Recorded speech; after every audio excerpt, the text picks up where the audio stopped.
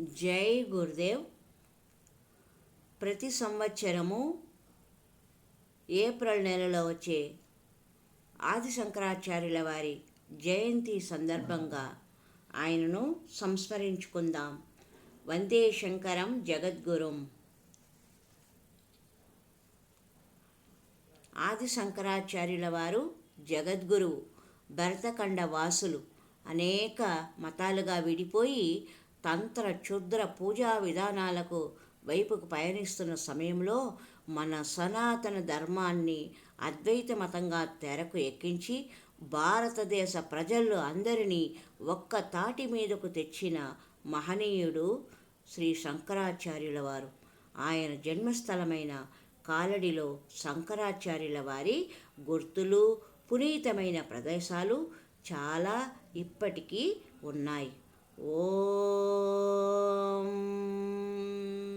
సదాశివసమారంభాం శంకరాచార్యమధ్యమాం అస్మదాచార్యపర్యంతం వందే గురుపరంపరాం. గురుకులాలలో విద్యను అభ్యసించే విద్యార్థులు గురు పరంపరను గుర్తు చేసుకొని నమస్కరించి అభ్యాసం మొదలుపెట్టడం హిందూ సంప్రదాయంలో పరిపాటి.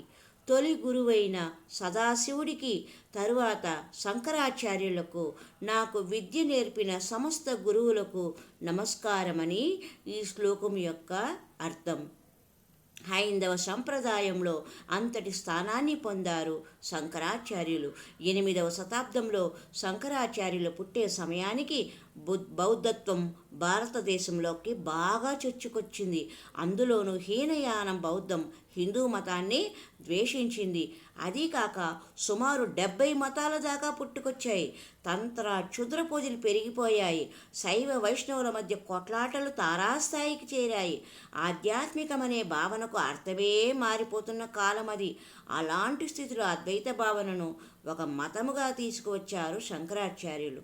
శివకేశవులకు భేదం లేదని చెప్పడమే కాదు, ఆ సేతు హిమాచలం పాదయాత్ర చేసి ఎన్నో చర్చోపచర్చలు జరిపి ఎందరినో ఈ మతం వైపు తీసుకొని వచ్చారు.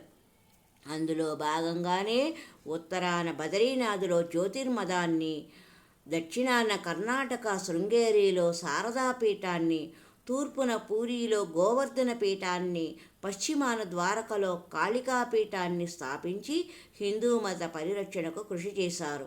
ఆయన అద్వైత భావన ఎంతోమందిని ఆకర్షించింది. హిందూ మతం మన దేశంలో ఇప్పుడు ఈ స్థానంలో ఉందంటే అది అంతయు శంకరాచార్యుల వారి చలవయే. నిత్య స్మరణీయం బ్రహ్మ సత్యం జగన్మిథ్య జీవో బ్రహ్మైవ నాపరః. బ్రహ్మము ఒకటే సత్యము, జగత్తు మిథ్య. ఈ జీవుడే ఆత్మ, బ్రహ్మము.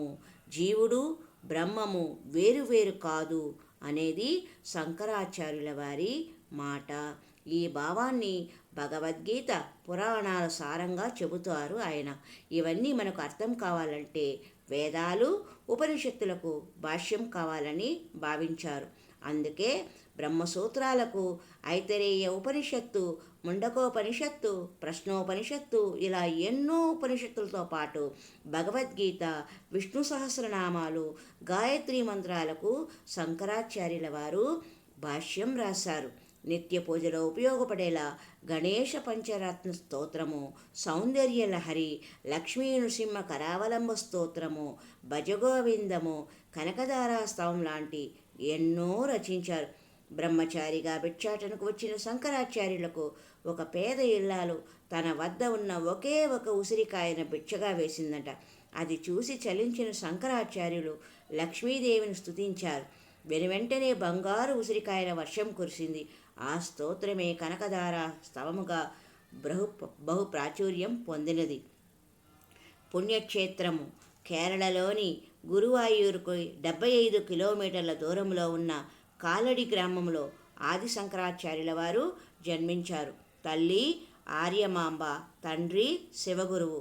శంకరుల గురువు గోవిందపాదాచార్యుల వారు. 8వ ఏట శంకరాచార్యులు సన్యాసం స్వీకరించాలి అనుకోగా ఆర్యమాంబ తల్లి ఒప్పుకోలేదు.